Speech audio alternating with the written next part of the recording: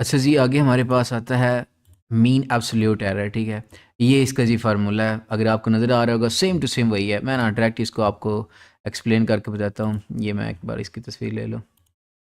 ये जी हमारे पास आ गई पिक्चर। ठीक है, और फिर हम जाते हैं अपने मेन एब्सोल्यूट एरर पे। अच्छा ये देखिएगा यार, पीछे में हम क्या कर रहे थे, हमारे पास कोई एक ये जो है ना, ये हमारे मॉडल ने प्रिडिक्ट की। ठीक है, और ये कोई फॉर एग्जांपल एक्चुअल थी। तो हमने इन दोनों के दरमियान जो फ़र्क था पहले तो हमने उसको मालूम किया। फॉर एग्जांपल ये जो है वाई माइनस वाई हैट हमने किया, जो कि मैं कहता हूँ फॉर एग्जांपल 3 माइनस 1 करो ये 2 आ गया। ठीक है, यहाँ आप ऐसा करो 1 माइनस 3 किया तो ये हमारे पास -2 आ गया। ठीक है, तो हमने ये जो माइनस वाली वैल्यू थी ना, ये माइनस वाली वैल्यू, इसको पॉजिटिव करना था। ये जो -2 आया ना, -2, इसको किस तरीके से पॉजिटिव करना था।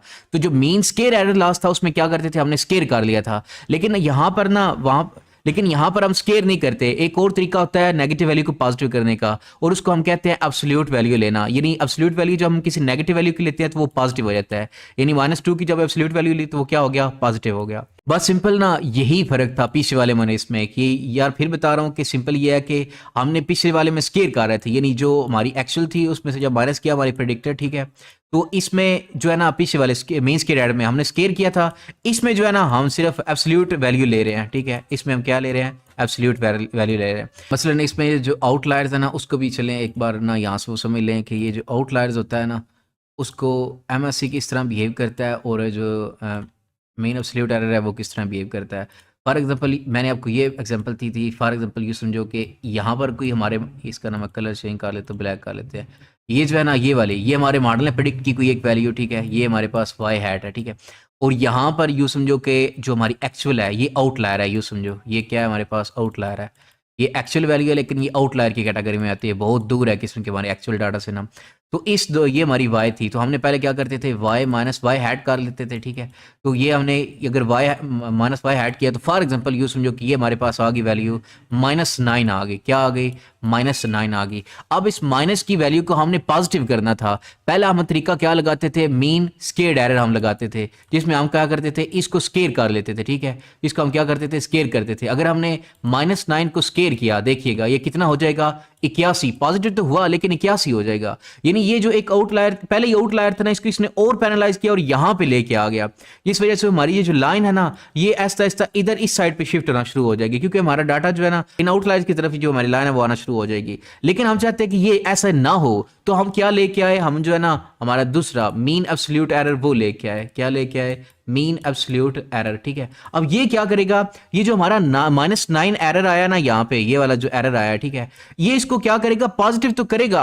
हमने सिर्फ इस जो नेगेटिव वैल्यू इसको पॉजिटिव करना है। तो एक तो था हमने इसकी स्केयर ले लेना है, लेकिन स्केयर लेते हैं तो वो आउटलायर जो है ना उसको और ज्यादा दूर कर देता है, जिससे हमारी लाइन जो है वो ठीक से फिट नहीं होती। फॉर एग्जाम्पल कह रहा हूँ, तो हमने फिर ऐसा किया कि हमने इसकी एब्सोल्यूट वैल्यू ले ली। ये -9 था, एमएससी के अंदर हमने इसकी क्या कर ली कि एब्सोल्यूट वैल्यू ली। ये -9 है, इसकी एब्सोल्यूट वैल्यू ली, तो ये हमारे पास क्या आ गया, 9 आ गया। तो इसका अब हमें क्या फायदा हुआ कि यार ये जो है ना हमारे पास आउटलायर्स जो थे, आउटलायर्स को ये बहुत ज़्यादा पनिश करता था। अगर फॉर एग्जांपल ये आउटलायर है ना, तो एमएससी इसको बहुत ज़्यादा पनिश करता था। यूँ समझो कि इसको ये यहाँ पर ले आया जाता था।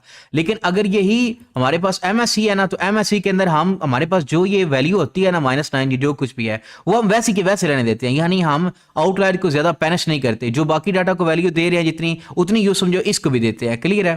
तो आइए यार एक बार ना इसको पढ़ते हैं, कोई अगर इसमें चीज़ हो इसे देख लेते हैं साथ। ये जी हमारे पास है, we take the absolute value. फिर बता रहा हूँ एब्सोल्यूट क्या होता है, कोई अगर नेगेटिव की वैल्यू जब हम उसकी एब्सोल्यूट लेते हैं तो बस उसको पॉजिटिव कर देता है, यही एब्सोल्यूट वैल्यू होती है of the error rather than squaring it. यानी हम इसको स्क्वेयर नहीं करते जिस तरह एमएससी में होता था, बल्कि हम सिर्फ एब्सोल्यूट लेते हैं।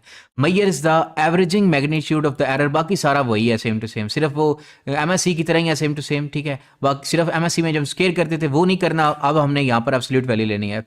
मसलन ये देखो कि ये हमारे पास फार्मूला है एमएससी का। ठीक है, अभी ये देखो कि हमारे पास एक्चुअल है, ये हमारे पास प्रिडिक्टेड है। इन दोनों का आपस में हमने जो है ना माइनस किया, जो भी वैल्यू आई उसकी हमने एब्सोल्यूट वैल्यू ले ली, यानी इसको पॉजिटिव कर दिया। अगर एक डाटा पॉइंट होता तो इतना ही होना था, लेकिन अब हमारे पास बहुत ज़्यादा डाटा पॉइंट हो तो ये हमारे पास सिग्मा है, यानी सब डाटा पॉइंट को जमा कर देना। जो भी लॉसेस आए उन सबको जमा कर देना। जब जमा कर देंगे तो जितनी डाटा पॉइंट होगी, जो वैल्यू होगी, उससे हम डिवाइड कर देंगे। और फिर आपको बता रहा हूँ कि ये देखो यहाँ पे ये वाई हैट जब होती है इसको प्रिडिक्टेड वैल्यू कहते हैं। ये जो वाई होती है सिंपल, इसको हम एक्चुअल वैल्यू कहते हैं। ठीक है, अब ये इसको ना यार फार्मूले के हिसाब से देखो, ये हमारे पास है। ठीक है, इसका फार्मूला ये देखना, हम क्या कर रहे हैं, ये हमारे पास y है, ये हमारी y प्रिडिक्टेड है, ठीक है। हम क्या कर रहे हैं, सबसे पहले y को माइनस कर रहे हैं y में, ठीक है। तो ये हमारे पास ये आ गई, जब 202 में से ये माइनस किया, जो कि MSC की तरह सेम टू सेम वही है जो MSC में हमारे पास आया था, ठीक है। ये आ गया, लेकिन हम MSC में इसको स्केयर करते थे, -13 जो था इसको स्केयर करते थे, लेकिन यहाँ पर हमने इसकी एब्सोल्यूट वैल्यू लेनी है। यहाँ पर हमने इसकी क्या करनी है, एब्सोल्यूट वैल्यू ले लेनी है। तो -13 को ये क्या कर देगा, ये -13 को क्या कर देगा, ये पॉजिटिव कर देगा, बस यही है। 16 को 16 रहने देगा, ये -1 है तो इसको 1 कर देगा, क्लियर है। ये माइनस ये जो है अभी आया ना, इसके सिर्फ एब्सोल्यूट वैल्यू यहाँ पर हम ले रहे हैं, तो ये सारों की एब्सोल्यूट वैल्यू हमने ले ली, ये हमारे पास ये रिजल्ट आया, ठीक है। फिर हमने क्या करना था, मैंने आपको बताया था कि जो है ना, जितने भी हमारे पास लॉसेस आएंगे उन सब को हमने जमा कर लेना है। ये सिग्मा जो होता है इसका मतलब होता है जमा कर लो, या नीचे जो आई होता है इसका मतलब है डाटा पॉइंट, यानी पहले डाटा पॉइंट से लेकर ऊपर जो एन होता है इसका मतलब है टोटल जितने डाटा पॉइंट्स हमारे पास, कितने डाटा पॉइंट हैं, 1 2 3 4 5 6 7 8 9 10 10 हैं। तो ऊपर हमने क्या रख लेना है, 10 है। यानी इसका क्या मतलब है, 10 के 10 जो डाटा पॉइंट है ना, उनका जो भी एब्सोल्यूट एरर आया है उन सब को जमा कर लो। इस 13 को जमा करेंगे 16 के साथ, 16 को फिर इसके साथ 1 के साथ, फिर 3 को जमा करेंगे 51 30 49 48 99 और 13, इन सब को जब जमा करेंगे तो हमारे पास ये वैल्यू आ जाएगी, क्या आ जाएगी, 323 आ जाएगी, ठीक है। तो आगे हमारा फार्मूला यहाँ तक ये कंप्लीट हो गया, ठीक है। आगे हम फिर क्या करते थे, जो ये वैल्यू आई उसको हमने 1/n, यानी कि जो भी वैल्यू है इसको n से डिवाइड कर देते थे। तो इसको n से डिवाइड करते हैं, n क्या है, टोटल डाटा पॉइंट के जो नंबर है ना, वो डाटा पॉइंट कितने हैं, 10 हैं। तो इसका हम 323 जो है ना, इसको हम 10 से डिवाइड कर देते हैं, बस सिंपल यही काम था। अब जो यहाँ पर इसको डिवाइड करने के बाद जो हमारे पास वैल्यू आई वो हमारा जो है ना वो जवाब आ जाएगा, ठीक है। वो हमारा MSC की जो वैल्यू है वो आ जाएगी। मैं कहता हूँ फॉर एग्जाम्पल की ये समझो कि वो हमारे पास वैल्यू आ गई 30 आ गई, ठीक है। तो ये जो है ना हमारा ये MAE लास्ट था हमारा, ठीक है। अब ये जो है ना इतना खैर मुश्किल नहीं है, मुझे यकीन है कि यार ये जो है ना आपको समझ आ गया होगा। ये देखो ना, ये जो है ये इधर तक ये जो है ना, ये काम हमने ये माइनस किया तो ये सारी वैल्यूज़ ये आई हैं, ठीक है। माइनस करने के फिर हमने इन सब का एब्सोल्यूट लिया, ये एब्सोल्यूट ले रहे हैं, ठीक है। तो ये एब्सोल्यूट वैल्यू हर एक की आ गई, ये जो एब्सोल्यूट आ गई। फिर मैंने बताया ये सिग्मा होता है, सिग्मा, ठीक है। ये आई होता है डाटा पॉइंट 1 से लेकर n, जी टोटल डाटा पॉइंट जो 10 हैं, तो इन सबको जमा करो, तो ये हम सब वैल्यू को जमा किया तो हमारे पास 323 आ गया, ठीक है। फिर 1/n यानी n से डिवाइड करो, n हमारे पास क्या है 10, यानी टोटल जो डाटा पॉइंट्स ना एग्जाम्पल था हमारे, हम बैच में भेज रहे हैं वो, तो वो 10 है, 10 से हम डिवाइड कर लेंगे। ये फॉर एग्जाम्पल कह रहा हूँ, अगर 32 आया फॉर एग्जाम्पल, तो ये हमारा जो है ना MAE लास्ट आ जाएगा, सिंपल ये था, ठीक है। आगे अभी देखते हैं जी, कोई पढ़ने वाली चीज़ है तो अच्छा ये है हमारे पास same unit as a target है। अच्छा जो हमारा मीन स्केल एरर था ना, आप जानते हैं वहाँ पर हम स्केल लेते थे तो जो हमारा यूनिट था वो चेंज हो जाता था, लेकिन ये जो है ना मीन एब्सोल्यूट है, इसमें हम सिर्फ एब्सोल्यूट वैल्यू ले रहे हैं, तो इसलिए ये जो है यूनिट होता है ना हमारा, वो सेम टू सेम वही देता है जो हमारे टारगेट का होता है, क्लियर। उसके बाद ये आउटलायर्स के लिए बेस्ट है। फिर आपको बता दो कि compare to the last function like mean scaled error, MAE is a less sensitive to extreme outliers, it does not scale the error terms, ठीक है। यार इस चीज़ को ना प्लीज़ आपने बड़ा ध्यान देना है इस चीज़ के ऊपर। ये ना जो आउटलायर्स होते हैं उसको आप जब इंटरव्यू होगा ना तो उस वक्त भी ये चीज़ें आपसे बहुत पूछेंगे।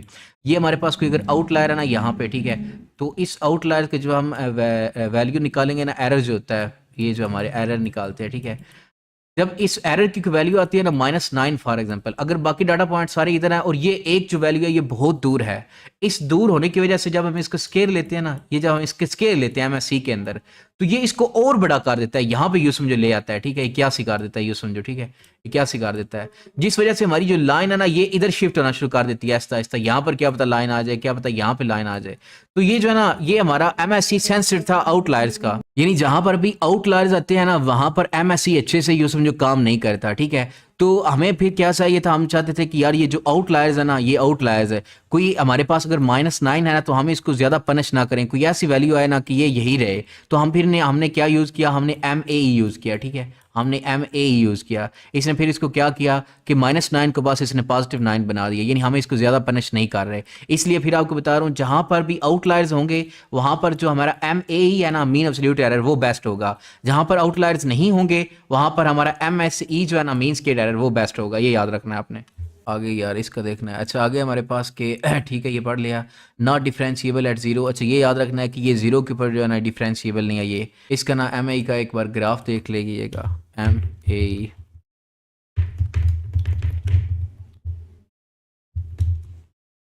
ये दोनों साइड से लीनियर होगा। अच्छा ये ना इसका MAE का ग्राफ है, ये आपने देख लेना, देखो ना यहाँ से ये जीरो वाली ये वैल्यू है ना, मैं इसको बड़ा करके इसलिए आपको दिखाता हूँ, ये जो है ना यहाँ पर ये डिफरेंशिएबल नहीं है, यहाँ पे क्लियर है।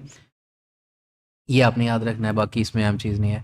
बाकी जी एडिशनल नोट्स हैं। While M is widely use, it's often chosen in case for interpretability and robustness to outliers are more critical than sensitive to law. वो ये बता रहे हैं कि यार जहाँ पे भी आउटलायर्स होगा ना, तो वहाँ पे एम ए ही हम यूज़ करते हैं, जबकि अगर हमने कोई बड़ी वैल्यूज़ हैं उनको पेनलाइज करना हो तो वहाँ पर हम एम एस सी जो है ना वो यूज़ करते हैं। ये जो यार आउटलायर्स होते हैं ना, एक बार उनको भी ये देख लो कि ये किस तरह से ज़ाहिर होते हैं।